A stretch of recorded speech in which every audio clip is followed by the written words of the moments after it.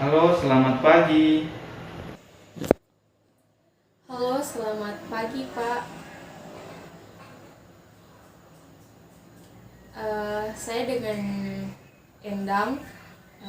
Apakah ada waktunya Bapak? Apakah tidak mengganggu waktunya Bapak? Jadi begini Pak, apakah Bapak memiliki waktu luang untuk memberikan sesi konseling kepada saya? Ya, itulah tugas saya sebagai seorang konselor untuk membantu seseorang keluar dari permasalahan. Eh, Kira-kira kapan saudari mau ke sini? Em, Kalau hari ini saya punya banyak waktu luang Pak. Dari Bapak, apakah Bapak ada kesempatan jika dilaksanakan hari ini? Kalau begitu, sebelumnya terima kasih banyak Pak. Ya, ya, selamat pagi. Masuk.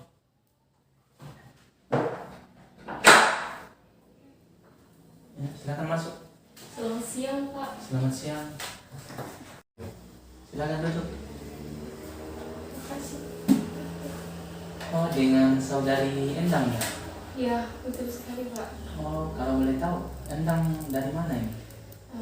Saya dari perjalanan dari rumah. Kebetulan tidak jauh dari sini. Tepatnya di Mahale Pak. Oh iya, jadi Endang bertempat tinggal di Mekah ya? Iya, benar Pak. Ya, sepertinya Endang ini sangat capek ya.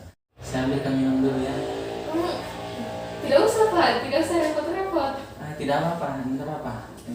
Saya lihat Endang sangat kewalahan, apalagi dari Makale. Endang bilang tadi dekat, padahal itu perjalanan yang sangat jauh.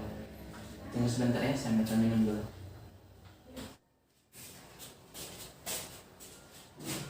Masih. Minta maaf Pak, jadi merepotkan. Tidak apa-apa. Ya, tidak apa-apa ya. Silakan diminum. Ya, terima kasih banyak Pak. Oh, jadi yang menelpon tadi pagi itu saudari Endang ya? Ya, benar Pak. Saya sendiri. Ya, gimana kabarnya hari ini Endang? Ya, Endang lalui, yang Endang pikirkan selama ini, karena semua itu akan dirahasiakan. Jadi tidak ada orang lain yang akan mengetahui apa yang menjadi persoalan Endang, apa yang menjadi beban pikiran Endang, yang membuat Endang seperti yang dikatakan tadi bahwa merasa stres akhir-akhir ini.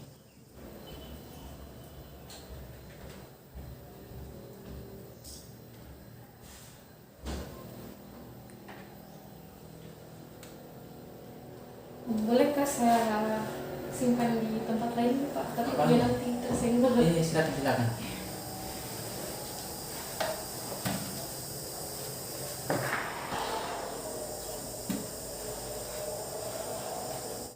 Saya sangat stres Pak. Sangat banyak sekali masalah yang saya hadapi akhir-akhir ini. Ya, baru perlahan-lahan Endang ceritakan sama saya apa yang Endang rasakan, apa yang Endang alami. Nah, Endang tidak perlu khawatir, karena semua yang Endang ceritakan hari ini tidak akan diketahui oleh orang lain. Jadi saya bisa menyimpan rahasia apapun yang Endang ceritakan mengenai perasaan atau apa yang Endang alami hari ini. Jadi begini Pak, akhir-akhir ini saya sangat stres sekali dan terkadang saya merasa sedih.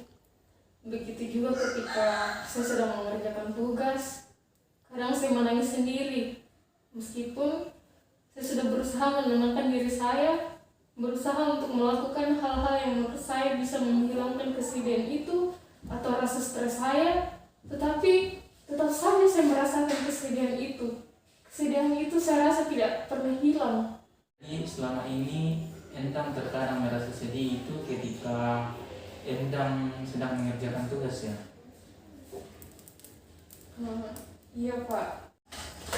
Bisa Endang jelaskan kira-kira selama ini apa yang membuat Endang terkadang merasa sedih ketika mengerjakan tugas-tugas? saya juga tidak tahu Pak. Intinya bahwa presiden itu sering datang dengan sendirinya, dan bahkan kadang saya merasa stres, merasa khawatir. Itu yang sedang saya alami akhir-akhir ini. Kira-kira sudah berapa lama Endang merasakan hal seperti ini? Sekitar kurang lebih sudah 2 bulan Pak. 2 bulan ya? Iya. Ya, bisa Endang ceritakan kepada saya kira-kira selama 2 bulan terakhir ini apa saja yang Endang lakukan? Jadi begini Pak, sebenarnya selama 2 bulan terakhir ini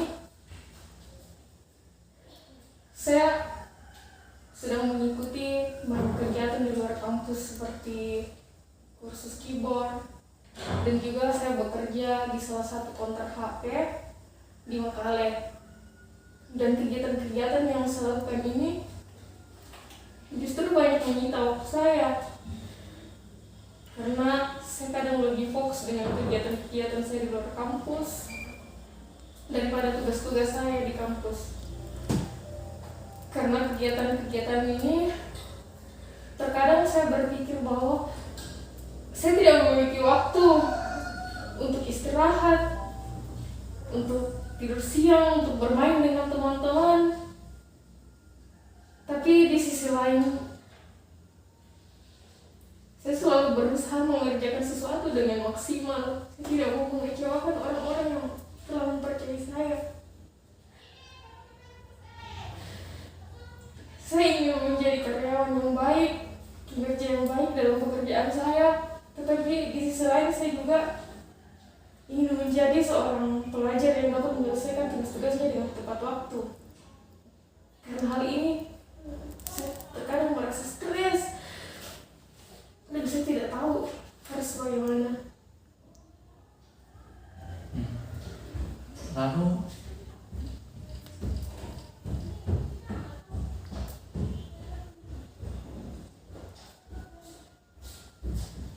Iya Pak, jadi kadang saya sangat merasa stres.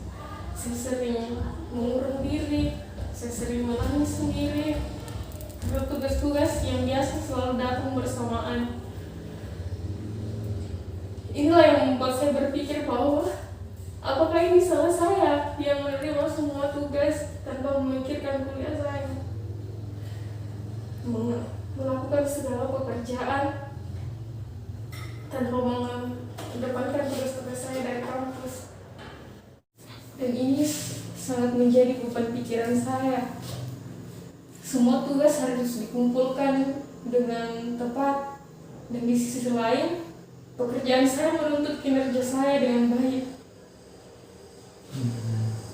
Jadi selain karena Endang terbebani dengan banyaknya tugas-tugas di kampus, Endang juga merasa terbebani karena ada pekerjaan yang menuntut bagaimana Endang harus bekerja ekstra, bagaimana Endang harus mengeluarkan tenaga yang bisa dibilang itu tenaga yang baik dalam bekerja. Iya, benar Pak. Dan bahkan terkadang ketika malam pun ketika saya tidur, semua itu terbawa dalam mimpi. Karena saya mimpi bahwa dosen saya datang menagih tugas-tugas saya, dan bos saya menuntut saya agar bekerja lebih maksimal lagi. Dan karena hal ini saya terkadang menyendiri. Saya menutup diri untuk bergaul dengan orang-orang. Bahkan dosen-dosen yang mengajar saya di kampus tidak lagi saya temui karena saya takut jika saya dimintai tugas-tugas saya yang belum saya kerjakan. Saya sadar Pak bahwa tugas-tugas saya sebenarnya adalah tanggung jawab saya yang harus saya kerjakan. Tetapi saya juga memiliki banyak masalah di luar kampus. Ini yang membuat saya bingung mana yang harus saya utamakan. Dan itu yang membuat saya stres akhir-akhir ini Pak. Baik Endang, jadi bisa saya simpulkan bahwa penyebab perubahan perilaku dari Endang ini diakibatkan karena Endang merasa tidak mampu mengerjakan semua yang menjadi tanggung jawab Endang ya. Iya Pak, bisa dibilang seperti itu. Terima kasih Endang, kamu sudah berusaha menceritakan kepada saya, mengungkapkan kepada saya apa yang menjadi beban pikiran Endang, apa yang Endang rasakan saat sekarang ini. Memang tidak nyaman ketika kita berada dalam situasi seperti itu. Di satu sisi kita dikejar oleh tugas-tugas dari kampus, dan di sisi lain ada sesuatu yang menuntut kinerja kita yang baik. Apalagi sekarang kamu sudah berusaha menghindari orang-orang yang berkaitan dengan hal-hal apa saja yang kamu kerjakan. Misalnya kamu sudah menghindari dosen-dosen yang memberikan tugas-tugas tersebut. Kamu juga sudah menghindari orang-orang yang bisa dibilang itu adalah teman sekerjamu karena menuntut kinerja kamu yang baik. Dan kamu sudah sering menyendiri. Artinya bahwa kamu sudah tidak banyak bergaul lagi dengan orang lain. Pasti Endang tidak merasa nyaman ya berada dalam situasi seperti ini. Iya Pak, betul sekali. Iya, saya memahami apa yang Endang rasakan pada saat ini. Saya akan berusaha memahami ya, memang tidak mudah berada dalam situasi seperti ini. Bahkan kita merasa tertekan karena dikejar-kejar oleh tugas, kemudian pekerjaan kita menuntut kinerja kita yang baik. Kalau boleh saya bertanya sama Endang, kira-kira selama ini hal-hal apa saja yang sudah Endang lakukan untuk bisa menghilangkan atau mengatasi perasaan-perasaan yang selama ini Endang rasakan? Sejauh ini Pak, saya berusaha menyemangati diri saya sendiri. Saya berusaha mencari hal-hal yang dapat membuat diri saya kembali semangat seperti dulu. Bahkan saya juga meminta orang lain untuk memberi motivasi kepada saya. Tapi ujung-ujungnya saya tetap menangis.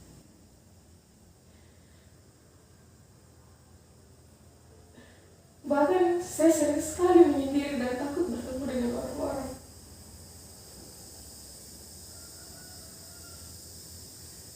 Ya Endang, saya memahami apa yang kamu rasakan saat ini. Ketika Endang berusaha menyemangati diri, berusaha mencari solusi kepada orang lain, menyuruh orang lain untuk menyemangati Endang, apa yang Endang rasakan? Apakah Endang tetap berada dalam situasi kesedihan, tetap menangis, dan merasa takut, merasa khawatir ketika Endang melakukan hal-hal tersebut? Saya merasa tenang ketika ada teman-teman yang datang untuk memberikan motivasi kepada saya. Tapi itu hanya sesaat. Setelah itu, setelah beberapa waktu, saya kembali mengingat masalah saya lagi. Saya kembali merasakan kesedihan yang tidak saya tahu kenapa. Dan saya selalu sedih lagi, saya selalu menangis lagi.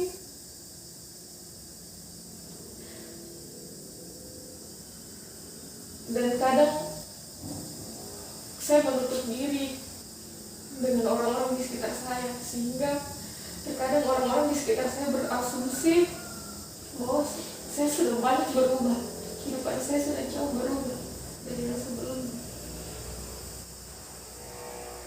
Oke Endang, jadi ketika Endang berusaha menutup diri, berusaha menjauhi orang-orang yang berkaitan dengan hal-hal yang menjadi atau yang Endang rasakan saat ini, misalkan dikejar-kejar oleh tugas, dikejar-kejar oleh pekerjaan Endang, jadi Endang merasa bahwa ketika misalkan lewat di depan orang, Endang berasumsi atau berpikir bahwa orang lain itu asumsi negatif kepada saya karena perubahan perilaku yang saya tunjukkan kepada mereka.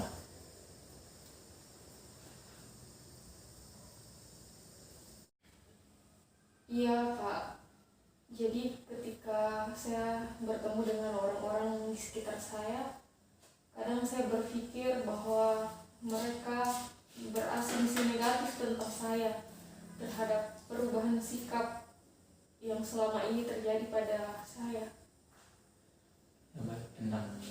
Jadi saya mau tanya, apakah selama ini ya, Endang sudah pernah berbicara kepada orang lain atau orang-orang terdekat Endang, bagaimana Endang harus mengatur waktu untuk bisa menyelesaikan tugas-tugas yang lain, sehingga perilaku-perilaku yang Endang tunjukkan tidak kemudian ketika bertemu dengan orang-orang lain Endang berpikir bahwa orang-orang ini berpikir negatif kepada saya. Jadi apakah Endang sudah pernah berbicara dengan orang lain mengenai hal-hal tersebut? Belum Pak, karena saya terlalu fokus dengan masalah saya, dengan tugas-tugas yang harus saya kerjakan, dan saya juga merasa tidak enak jika mau berbicara dengan mereka. Kira-kira apa yang membuat Endang merasa tidak enak sehingga Endang tidak berani untuk menceritakan masalah-masalah Endang kepada mereka, atau tidak berani mencari solusi kepada orang lain? Itulah saya Pak, mungkin itu adalah kesalahan saya, karena saya sering sekali tidak enakan dengan orang-orang di sekitar saya. Ketika saya memiliki masalah, saya takut bercerita kepada mereka karena saya juga takut menambah beban mereka. Saya takut juga mereka kepikiran dengan masalah yang sedang saya alami. Jadi terkadang saya memilih untuk memendam sendiri masalah saya. Endang, jadi begini Endang, ketika kamu hanya memendam perasaan itu, hanya menyembunyikan perasaan-perasaan itu, apa yang Endang pikirkan, tanpa berkomunikasi dengan orang lain, maka orang-orang juga tidak akan tahu apa yang menjadi masalah dari Endang. Jika kamu hanya diam saja memendam perasaan-perasaan yang kamu alami saat sekarang ini, tanpa membangun komunikasi dengan orang lain atau orang-orang yang dekat dengan Endang, itu akan membuat mereka juga tidak mengerti apa yang Endang rasakan saat ini, sehingga Endang seakan-akan berpikir bahwa ketika bertemu orang lain, mereka mempunyai asumsi-asumsi negatif kepada Endang, dan juga bahwa ketika Endang terus larut dalam perasaan ini, itu akan membuat Endang hanya merasa takut dan juga merasa cemas.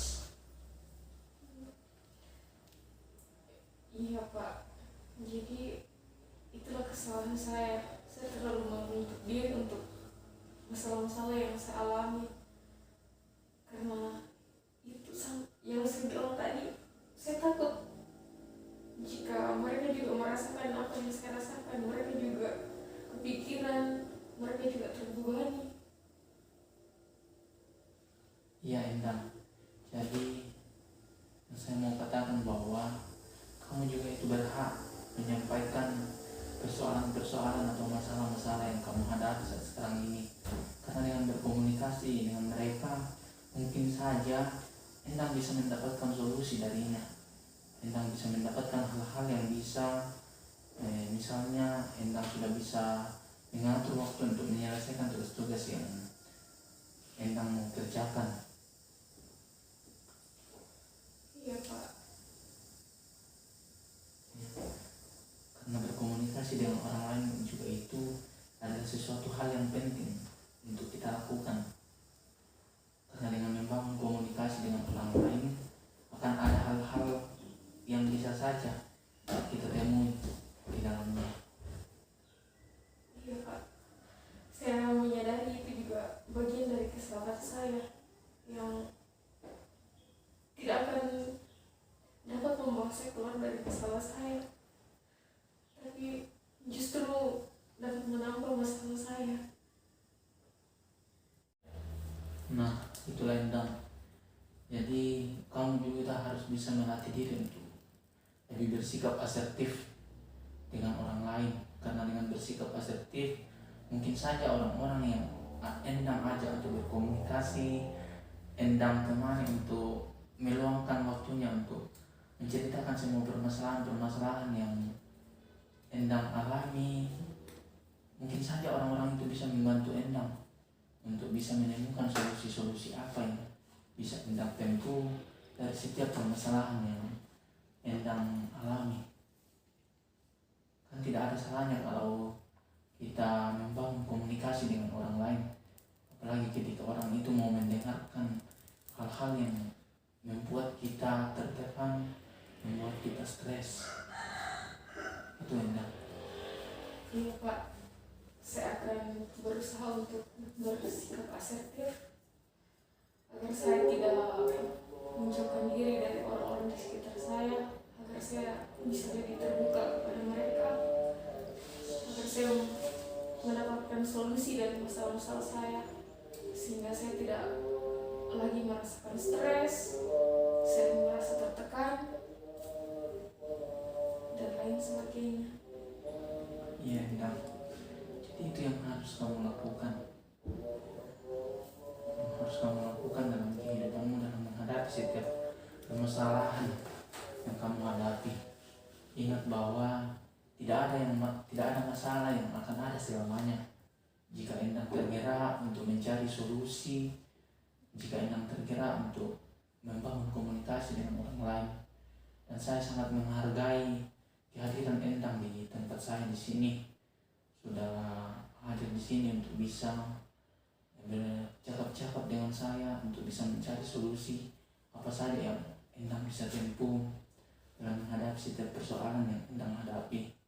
Dan juga saya sangat mengapresiasi Endang bahwa Endang sangat hebat dalam menceritakan setiap persoalan hidup yang Endang sudah alami selama ini. Meskipun saya sadari bahwa dan saya alami itu bahwa ini sangat berat untuk diceritakan kepada orang lain.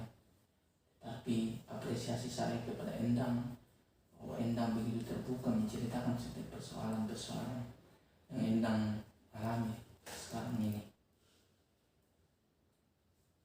Iya Pak, terima kasih. Iya Pak, saya akan berusaha melakukan apa yang Bapak telah katakan kepada saya. Saya akan berusaha bersikap asertif agar saya tidak menjauh dari orang-orang sekeliling saya. Iya Endang, saya yakin kamu bisa melakukannya. Jadi saya memberikan latihan asertif ini untuk Endang jalani. Saya yakin kamu bisa. Dan ingat bahwa semua akan baik-baik saja. Semua akan berjalan dengan lancar. Iya Pak, amin. Baiklah Endang, jika tidak ada lagi yang ingin disampaikan, kita akhiri sesi konseling kita pada hari ini. Semoga dari sesi konseling ini Endang bisa menjadi lebih baik dari hari-hari sebelumnya, bahkan pada hari ini. Dan jika Endang masih rindu untuk bertemu dengan saya, melakukan sesi konseling dengan saya, kita akan membuat jadwal. Jadi kamu bisa menghubungi saya supaya kita bisa atur waktu. Iya Pak, saya akan berusaha semaksimal mungkin. Saya akan berusaha melakukan apa yang Bapak katakan tadi. Saya akan berusaha bersikap asertif, dan semoga nanti di konser kedua saya bisa menjadi lebih baik lagi dari yang sebelumnya. Iya Endang, itu adalah langkah yang sangat bagus yang Endang sudah tempuh. Kamu telah membuat pemikiran yang seperti itu, bahwa Endang mau bersikap asertif, bisa menunjukkan diri kepada orang lain, sehingga bisa menjalin komunikasi dengan orang lain. Kamu pasti bisa, dan semangat terus ya dalam menjalani hidup ini. Iya Pak, terima kasih. Ya, terima kasih. Terima kasih banyak Pak, sudah memberikan solusi kepada saya, sudah menyediakan waktu untuk memberikan sesi konseling kepada saya. Semoga apa yang telah Bapak berikan kepada saya semuanya itu dapat saya lakukan dan saya usahakan dengan sebaik mungkin. Ya, saya juga berterima kasih kepada Endang bahwa Endang begitu berani, hebat dalam menceritakan setiap persoalan-persoalan yang Endang alami selama ini. Terima kasih banyak Endang. Selamat siang. Oke, selamat siang Pak.